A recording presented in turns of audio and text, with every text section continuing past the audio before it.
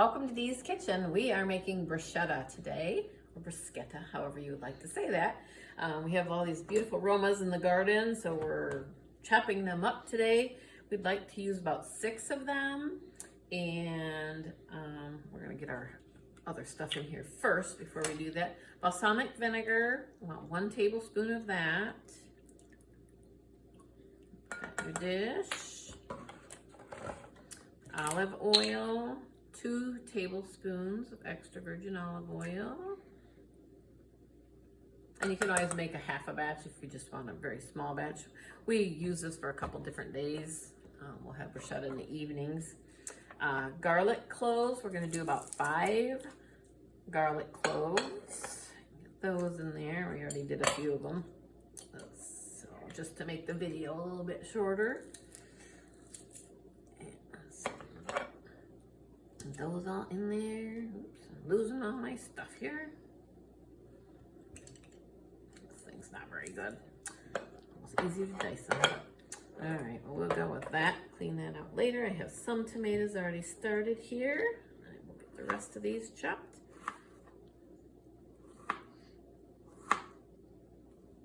Oops, maybe. Are you showing way down here, Betty, what we're doing?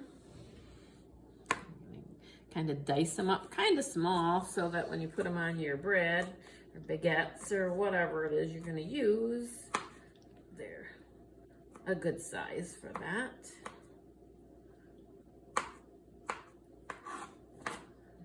Two more here. And we have some fresh basil in the garden too, so we have that here, and I've got it all cleaned up and it's ready to slice up. We use about 1/3 of a cup.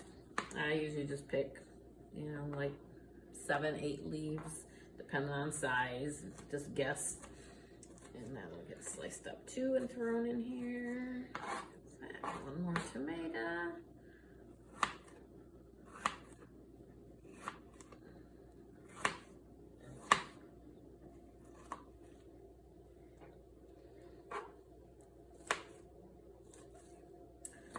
Just so fresh, and it's in the evening. It's a nice little snack.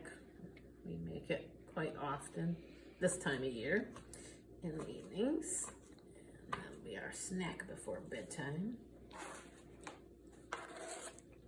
So we'll throw that into the garlic, balsamic, olive oil mixture there. And then we'll get some salt. Oops, I'm making a big mess here.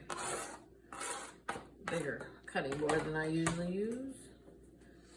And then salt and pepper, about 1/4 teaspoon of pepper. I like to use this a little bit heavier ground.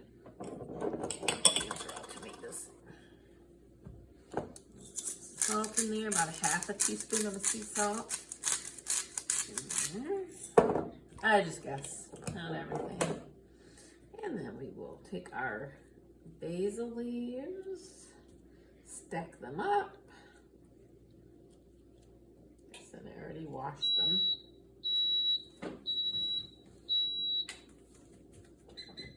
Sorry, we had another project going over there, so let's shut that off. So put these all together, and then we just roll them up. Come up and see this, buddy. Roll up the basil leaves all together, like so, and cut them at an angle. And I'm going to keep these little stems here because these are actually good and flavorful. So we will use those in the mixture that goes on the bread when we toast our baguettes. Later I will do that after we finish this up here.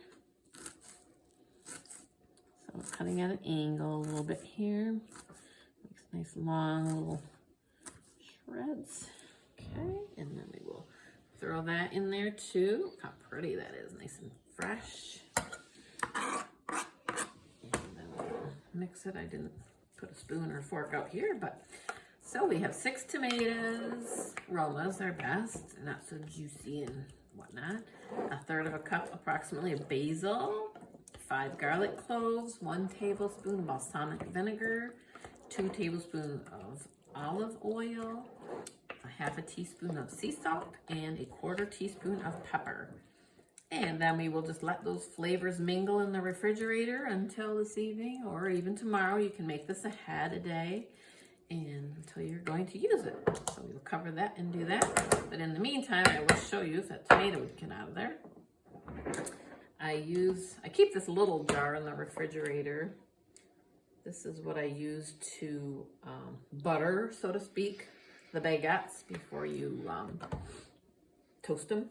And then I put some garlic in there, and so this, and let it kind of infuse into that.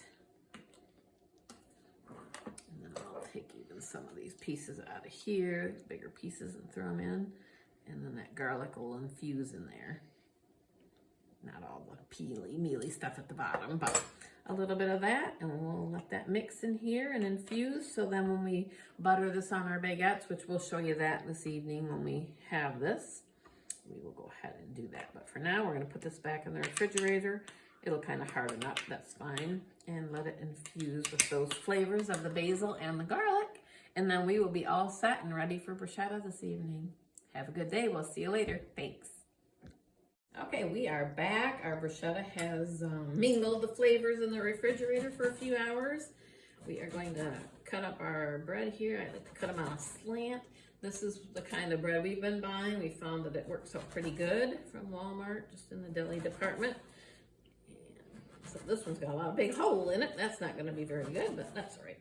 So we're just going to do a little bit for a sample here to show you. And then we had made this little infused olive oil. You can butter these like so and throw them on. That's easiest for you to do. I will give you a little cheat idea here that I like to do. I'm finding it's almost easier to just do this. Come right up here, everybody, so they can see what's going on. Put some on the griddle, and then I just kind of dip the bread in it, flip it over, dip it, shove it to the side, grab the next one. I've been finding that it works way easier just to do it this way.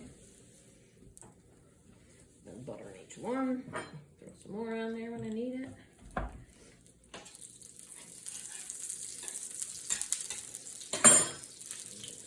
Keep on going.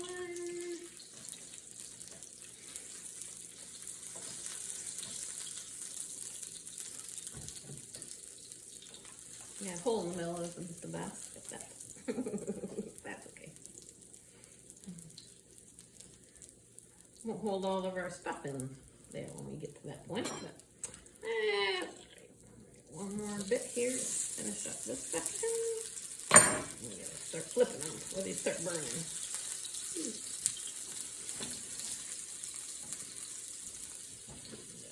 Two more, it looks like.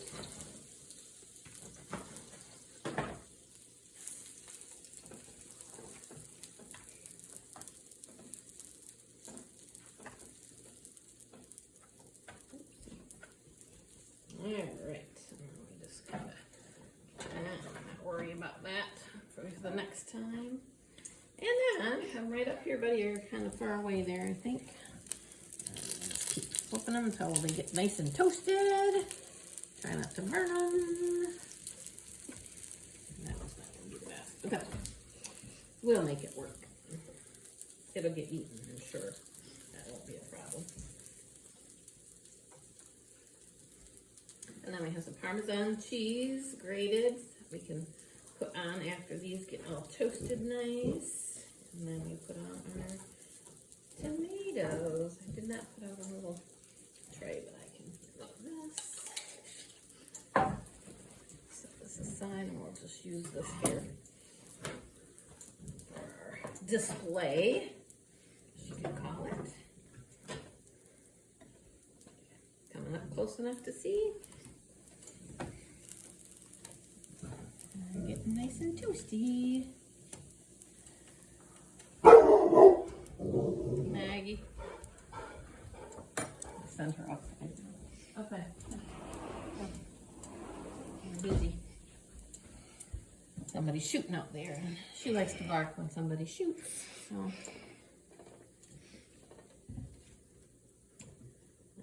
right. I think we got a couple of them almost ready here.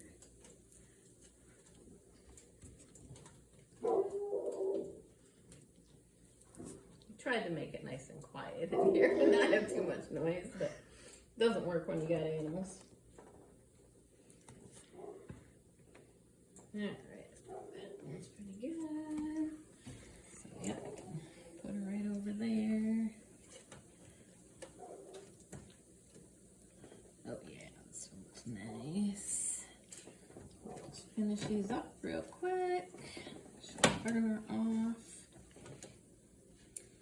Alright, we'll flip them and then I can finish those. I can do these later. As long as they don't burn, I'll be okay. That side needs more. Okay, so I would have normally put this in a little dish and made it easier, but that's okay. So we just sprinkle on a little bit of Parmesan cheese.